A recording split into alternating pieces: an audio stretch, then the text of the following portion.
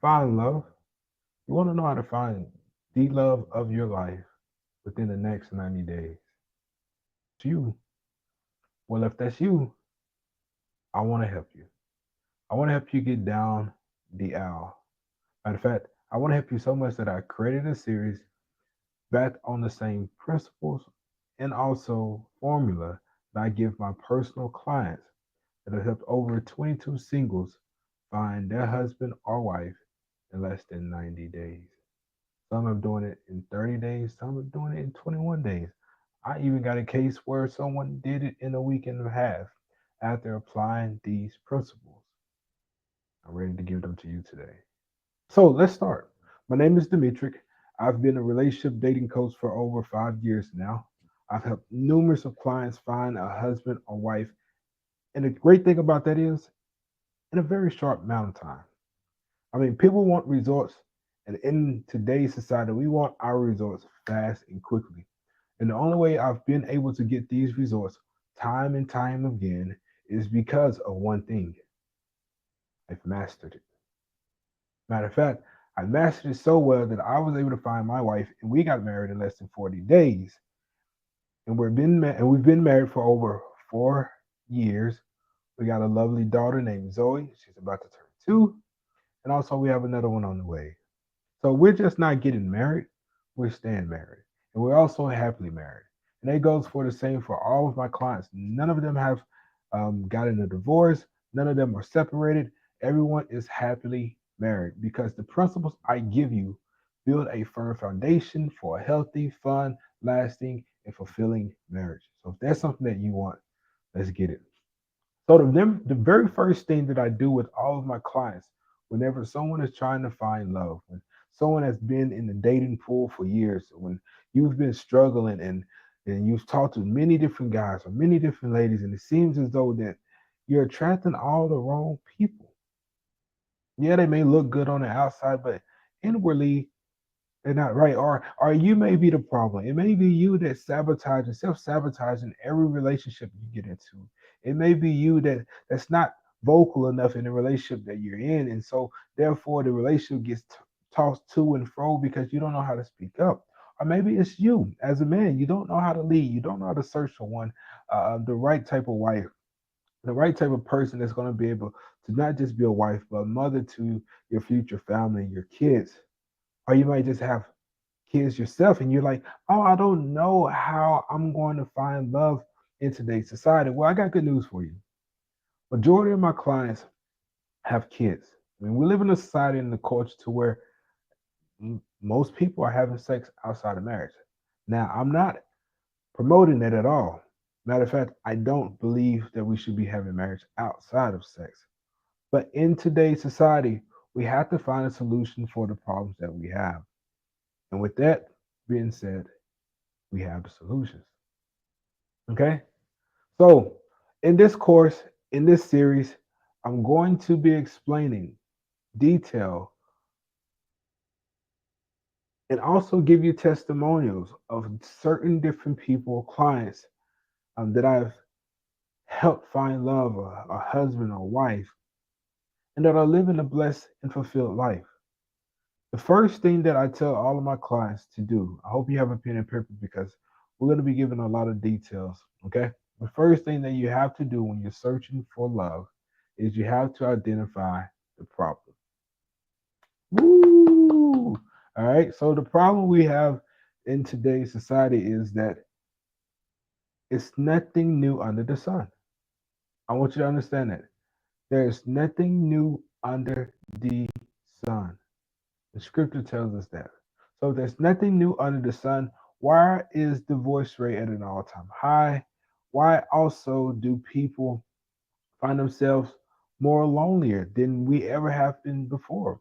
We got multiple ways of communicating, multiple ways of making connections, making long-lasting relationships, partnerships, and so forth. We have social media that where we can instantly connect to someone across the world and someone right next door. We can talk to them without knocking on their door. So why are we struggling with dating, finding love, and communicating with so much access to anyone we wanted to talk to, right? Well, the problem is the same as it was in the beginning. Remember when Adam and Eve were in the garden? And before, matter of fact, before Eve even came to fruition, there was only Adam. And as Adam is given his duty to take care of the garden and manage it and keep it and cultivate it and make it his own, one thing that God looked down upon after creating the sun, the stars, the moon, and all the beautiful plantation and the animals and everything that we see with our physical eyes and everything that we have on this physical earth. He looked down at Adam, he said, it's not good for man to be alone. And right then and there, we see the very first problem for mankind. And it was settled right in man not being okay being alone. And God used these words in particular. It is not good for man to be alone. Now, it has to be a very humble creator to look down at all of his creation and not have anybody that's able to judge what he has done or even duplicate or even make better all the things that he's done. He's created the sun and he said it was good. He created the stars and he said it was good. He created the animals and he said it was good. Then he created everything that we see and he said it was good. But when he got down to man being alone, it was humble enough to say, it's not good. This is a problem. And so before we get to the solution, and we know that Eve was created to fix the loneliness of Adam, I want you to understand the problem that we deal with. Because if you don't get over this hurdle, if you don't also confess and address that there is a problem with being lonely. Matter of fact, people that are single die a lot earlier than those that are married, those that have grandkids, and those that are close in close proximity to their loved ones or family. And so loneliness is a big problem. Loneliness is a leading cause for depression. Loneliness and isolation also leads to all types of mental health difficulties. And so when you understand loneliness as a sickness, loneliness as a problem, loneliness as a hindrance, loneliness as a detriment to your health, loneliness as a detriment to your well being, then you begin to look at the problem from a different lens.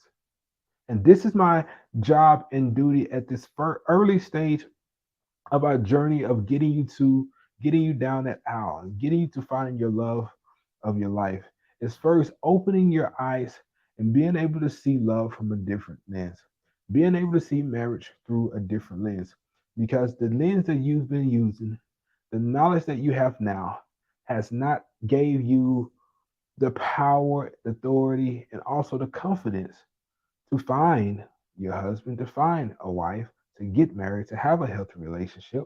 If you had all the things that you need, if you had all the information that you need possibly to get the result that you anticipate, then you would have already done it. You would have already found that person. You would have already became that person to find that person. So therefore, humility is the place we have to start. If God said it's a problem, then we have to be humble enough to also to say it is a problem. So I don't want to hear you ladies saying, I'm independent, I don't need a man, because your words create your reality. Your words create your reality. So if you are in a place to where you're dating, but you've also uttered those words, I don't need a man, you're gonna get a man that you don't need. You're gonna attract a man that's absolutely the worst thing for you, because you're saying one thing, but your heart is really designed for a good husband. Your heart is really designed for a good father figure for your kids. Your heart is really designed someone to love you unconditionally. But your words that you've spoken in the past has also created a such a stronghold over your mindset that whatever you pull into your life, whoever comes into your life, it doesn't work out. Okay. And that's one of the reasons why. So you have to be willing to admit that it is a problem. I don't want to be lonely. I don't want to die lonely. I don't want to die in a house full of cats. I don't want to die and not be able to have kids or leave a legacy. I don't want to die and not have a father figure in my house to raise my kids. And also men, we have to be humble enough to say, God, I need my rib. God, I cannot do this by myself. God, I want someone that fits me, completes me, and make me whole. God, I need my rib. And when a man cries out and he begins to utter those words out of his heart, not out of just his lips, but out of his heart, to where he truly means it, he confesses it, and I guarantee God begins to do things in and works inside of that person, whoever you are and wherever stage you are in your dating life, so that he can prepare you for the next. As a matter of fact, this is exactly what he did for Adam. So before Eve is created, I want you to go into Genesis chapter 2, and you'll begin to see how the scene is set. So God tells Adam it's not, well, he looks down at Adam and he says it's not good for man to be alone. And the very next thing that God does is he didn't bring Eve up first, but he brought the animals. Excuse me. He brought the animals. Now, when the animals come up to Adam and he tells Adam to name the animals, I want you to take a quick pause because a lot of people read this but don't understand the importance of God bringing the animals before he presents Adam to Eve and Eve to Adam. Okay? So out of God's infinite wisdom, why do you think he brought the animals before Adam to name? Well, as I begin my dating journey back in 2019, and I began to get back in the dating scene and look for a potential mate, helpmate. It was a journey to where I knew I had failed with love before, failed with marriage before. I had been divorced after 4 months of a previous marriage 3 years prior to that, and I was at a very low place, and I was so confused about love after thinking I knew so much about love, right? And how many of us all go through that phase where we know that we'll figure it out when love comes, and we'll just kind of make it happen and just make it work, but that's not how love is. Love is just not a figure it out type of thing because it's already figured out. Love is not just a make it up on the spot type of thing because it already find it already has a layout and a blueprint for how it functions and works. Okay, because God created it, and it's an institution that we just got to follow. So therefore, when Adam is naming the animals, being able to name an animal, and you have to understand where he's at in this time, he's got is giving him authority to look into the heart and the soul of these animals. And whenever someone names an animal, you're having to define its characteristic traits, its nature, how it functions, and where it belongs in your domain. And as he's naming the lion and the elephants, giraffes, and the monkeys, and everything that he sees, at the end of naming all of these animals, the Bible says, and Adam found no helpmate. Now, these words are critical. They're critical because it gives us a clue that Adam was looking. Adam was looking for a helpmate because in order to find something, you have to first begin to look for something. And so there was something internally that Adam was looking for, and obviously it was a helpmate because the scripture says he found no helpmate. So, what is a helpmate? A helpmate in the Hebrew terminology, it means someone that is equal and adequate to oneself. Now, write that down. Someone that is equal and adequate to oneself. Now, so that means whatever whoever you are right now, whatever state of being you are, the way you think, the way you believe, the way you speak, the way you understand, you're going to attract someone on that same dynamic level. And so, whatever you are right now, that's why the scripture says, as a man thinketh in his heart, in his soul, so is he. So, whoever you are, whatever you meditate, the thoughts that you meditate on about love, about marriage, about men. So, if you think that men are dogs, then guess what you're going to attract? Dogs. with fleas, that need leash, that you feel as though that you got to babysit all the time, that you got to spend a lot of energy on, a lot of time, and you got to take care of that doesn't have the ability to take care of you. And same for men. You're gonna attract a woman that is not a wife. You're gonna attract someone that you have to take care of, that you have to spend an over amount of extra energy babying, babysitting their emotional needs, babysitting their um, mental lapses in the relationship, and you're fighting and battling with a 13-year-old trapped in a 30-year-old body